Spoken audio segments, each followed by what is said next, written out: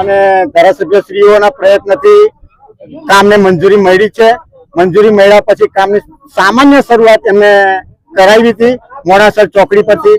ત્યાર પછી આ અંગારી કામમાં બિલકુલ પ્રગતિ નહીં થઈ, કામ બિલકુલ બંધ છે અને મોટા મોટા ખાડા પડી ગયા છે, બાઇકો ચલાવવા એ સ્થિતિમાં નથી રહ્યો। અને આ પરિસ્થિતિમાં ચોમાસા પહેલા જો રોડ નહીં બને તો ભયંકર એક્સિડન્ટો થશે।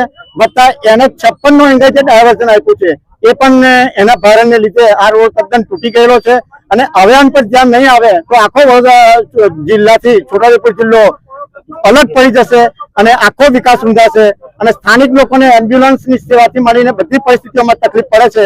તો તંત્રએ આમાં ધ્યાન આપવું જોઈએ, તંત્રની જવાબદારી બને છે। તંત્ર આમાં ધ્યાન નહીં આપે તો લોકોની પરિસ્થિતિ બદથી બદતર બની ચૂકેલી છે। આન પર ધ્યાન આપી અને સત્વરે કામ શરૂ થાય એવી મારી નમ્ર અરજ વિનંતી છે। પ્રદીપસિંહ માસદિયા વાટા। આગામી પગલું વહીવટી તંત્ર અને ચૂંટાયેલી પાંખને વિરુદ્ધમાં લોકોનું મનોબળ બનતું જાય છે, એટલે હવે પરિણામ ભોગવવા સરકાર અને વહીવટી તંત્ર ધ્યાનમાં રાખવું પડશે। હવે મનોબળ લોકોએ મન બનાવી લીધું છે કે કામ થતું નથી, એવું મન બનાવી લીધેલું હોય તો હવે આની પાસે ધ્યાન આપી અને કામ સત્વરે શરૂ થાય એવા પ્રયત્ન કરવા જોઈએ। 3 કલાકથી અમે આ રસ્તા રોકો આંદોલન કર્યું છે। આ આંદોલન કર્યા પછી 3 કલાકથી અમે બોરેલી કાર્યપાલક ઇજનેરને અમે ફોન કર્યો છે, ફોન ઉપાડતા નથી।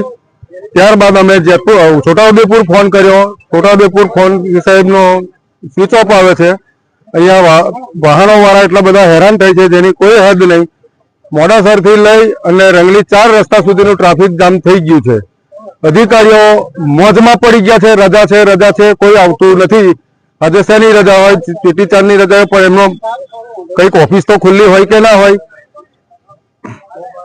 બરાબર, કોઈ અમારું સાંભળવા તૈયાર નથી અને ફોન ઉપાડવા તૈયાર નહીં। છેલ્લા આજે એવું નહીં, અમે ઘણા સમયથી એમને ફોન કર્યો છે બોરેલી, આ લોકો ફોન ઉપાડવા તૈયાર નથી।